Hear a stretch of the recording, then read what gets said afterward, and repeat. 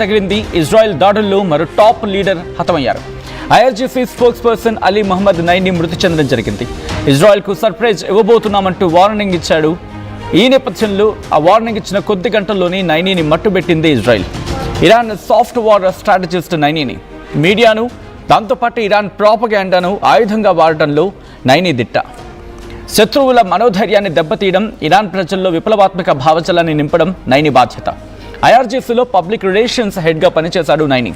Supreme leader Ayatollah Ali Khamenei అత్యంత నమ్మదగిన వ్యక్తుల్లో నైని ఒకడు. ఇరాన్ ఇరాక్ యుద్ధం సమయంలోనూ నైని కీలక బాధ్యతలు చేపట్టాడు. ఒక్కొక్కరిగా ఇరాన్ టాప్ లీడర్లను లేపేస్తోంది ఇజ్రాయెల్. ఖమేనీ ప్రభుత్వానికి చెందిన అందరినీ లేపేస్తామని చెప్పి ఇజ్రాయెల్ ప్రతిజ్ఞకు దిగింది. ఈ నేపథ్యంలో ఒక్కొక్కరిగా మట్టుబెడుతున్న పరిస్థితి. అలీ లర్జానీ మరణం తర్వాత ఇదికాడి మరణం ఇరాన్కు పెద్ద ఎదురుదెబ్బ అనేది వినిపిస్తున్నమాట. ఎందుకు? కొద్దిసేపటితో మాట్లాడుకున్నట్టుగా వ్యూహాత్మకమైన దాడులు చేయడంలో, దాంతోపాటు ప్రాపగెండా, ఇరాన్ ప్రాపగెండాను తీసుకెళ్లిన కుల దిట్ట. మీరు చూడొచ్చు, ఇజ్రాయెల్ వార్ రూమ్ చేసిన ట్వీట్ అది. Breaking IRGC spokesman Ali Mohammad Naini was eliminated in US Israel air strikes according to Iranian state media చెప్తుందని చెప్పి ఒక హ్యాండిల్ మీరు చూస్తున్నారు, ఇజ్రాయెల్ వార్ రూమ్ అని చెప్పి. ఆ హ్యాండిల్ నుంచి వచ్చిన ట్వీట్ని మీరు చూడొచ్చు ఆర్టీవీ స్క్రీన్ మీద. అసలు ఎందుకు ఈ వ్యక్తి అంత కీలకం మాట్లాడుకునే ప్రయత్నం చేద్దాం. మరి ముఖ్యంగా ఎదిగాడి నుంచి మాట్లాడుకున్న సందర్భంలో ఇస్లామిక్ రెవల్యూషనరీ గార్డ్స్ కార్ప్స్ ఇంకొక ట్వీట్ని మీరు చూడడం జరుగుతోంది. ఇజ్రాయెల్ డిఫెన్స్ ఫోర్సెస్ చేసిన ట్వీట్ ఇది. Ali Mohammad Naini the spokesperson and head of the public relations army of the IRGC అని చెప్పి. Naini served in several propaganda and public relations roles. In his role as the IRGC's main propagandist for the past 2 years, his disseminated the regime's terrorist propaganda to its proxies across the Middle East in order to influence and advance terror attacks against Israel and Japan.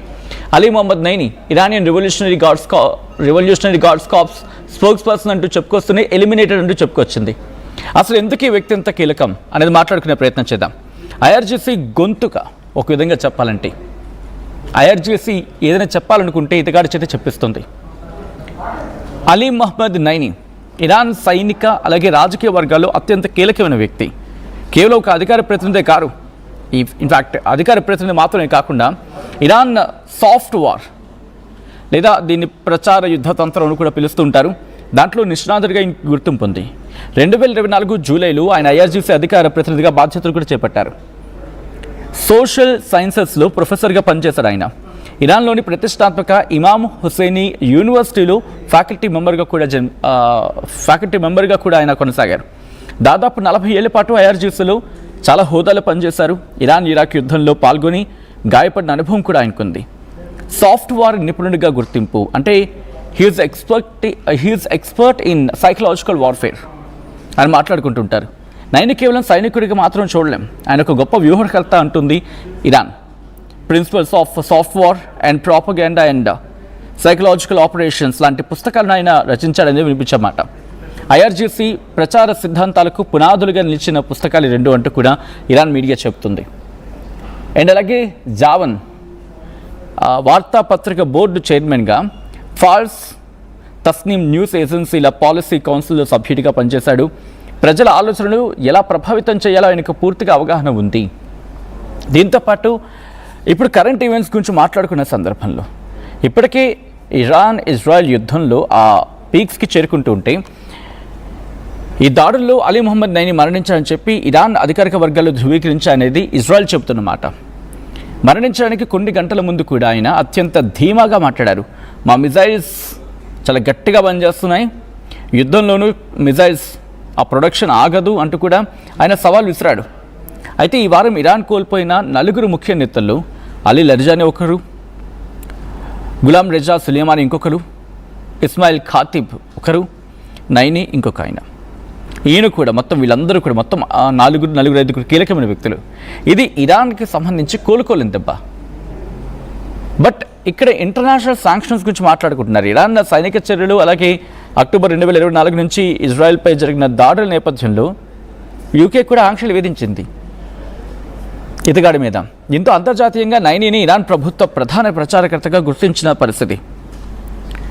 ఇదిగడ గురించి ఇంకా డీటెయిల్గా మాట్లాడుకునే ప్రయత్నం చేస్తే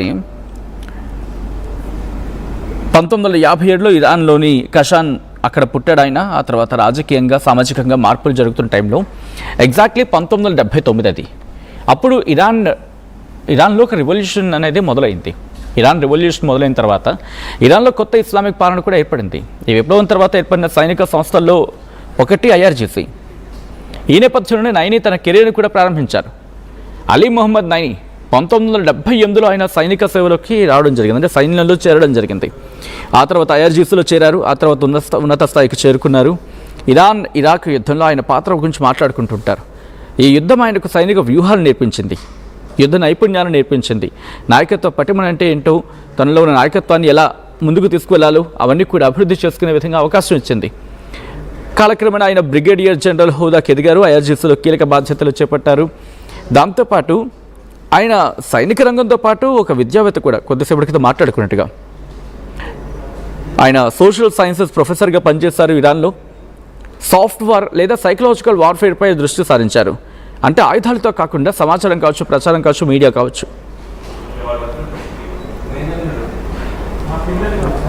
వీటిని manage చేయడం, వీటి ద్వారా ప్రజల్లో ఒకవేళ ధైర్యం కోల్పోతుంటే ఇరానియన్ ప్రజల్లో ధైర్యం నింపడం, ఈ సమాచారాన్ని పంపించడం, ఈ సమాచార యుద్ధం, ఒక దగ్గర చెప్పాలంటే సమాచార యుద్ధంలో సైకలాజికల్ వార్ఫేర్లు అది ఎక్కడ ఇరాన్ పట్టు కోల్పోకుండా ముందుండి నడిపించారు అనేది వినిపించమాట. ఈ నేపథ్యంలో ఆయన IRGCకి చాలా కీలకమైన వ్యూహాలను రచించారనేది.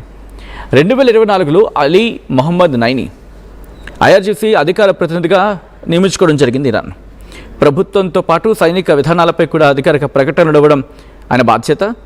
దాంతోపాటు ఇంటర్నేషనల్ ఇష్యూస్, అంతర్జాతీయ సంఘటనలపై రియాక్ట్ కావడం, మీడియాతో పాటు ప్రజలతో కమ్యూనికేషన్ నిర్వహించడం, ఇవన్నీ కూడా ఆయన చేస్తూ ఉంటారు. అయితే ఆయన వ్యాఖ్యలు తరచుగా ఇరాన్ విదేశాంగ విధానాన్ని ప్రతిబింబించేవి అనేది వినిపించమాట.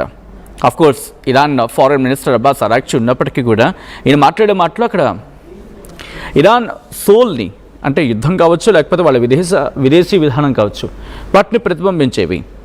ఒకసారి ఇరాన్ రక్షణ వ్యవస్థ అలాగే మిసైల్ సామర్థ్యం చర్చకు లేని అంశం అని చెప్పి ఎగ్జాంపుల్గా ఆయన ఒకసారి అన్న మాట అది. అంటే ఏమన్నారంటే మిసైల్ సామర్థ్యం చర్చకు లేని అంశం అది అని చెప్పి కాస్త రెండు వైపులా చురకలు అంటించే ప్రయత్నం చేశారు. దాంతోపాటు అంతర్జాతీయంగా కూడా తీవ్ర చర్చాంశంగా మారింది. ప్రత్యేకంగా 2024లో జరిగిన ఉద్రిక్తతల తర్వాత UK ప్రభుత్వం ఆయన మీద ఆంక్షలు విధించింది. ఆ తర్వాత అంతర్జాతీయ రాజకీయాల్లో కూడా ఒక ముఖ్య పర్సనాలిటీ, ఒక ఫేమస్ పర్సనాలిటీ అని చెప్పి మాట్లాడుకున్నారు. అయితే మార్చి 18, 19 తారీఖులు, అంటే నిన్న మొన్న జరిగిన దాడుల్లో ఇతని అకాడమీని టార్గెట్ చేస్తారు అనేది వాళ్ళకి ఒక ఐడియా ఉంది అనేది వినిపించమాట. బట్ ఒకటే తెగించేస్తుంది. ఇంకా ఆ టార్గెట్ విజువల్స్ మీరు చూడొచ్చు. ఆయన వెళ్తూ ఉండగా ఆయన టార్గెట్ చేసుకొని ఆ టార్గెట్ని క్లియర్ చేసుకొని ఒక్కసారిగా ఎయిర్ స్ట్రైక్కి పాల్పడి అతగాన్ని చంపేయడం జరిగింది ఇజ్రాయెల్. మొత్తానికి అలీ మొహమ్మద్ నైని ఒక సైనిక అధికారి మాత్రమే కాదు, ఒక ఆలోచనాత్మక వ్యూహకర్త, సమాచార యుద్ధంలో నిపుణుడు. ఆయన జీవితం చాలా ఇరానియన్లు, ఒక విధంగా చెప్పాలంటే ఇరానియన్లకు పూర్తిగా దన్నుగా నిలిచిన వ్యక్తిత్వాన్ని చెప్పి మరి నేపథ్యంలో ఇరాన్ ఏం చేయబోతుంది అనేది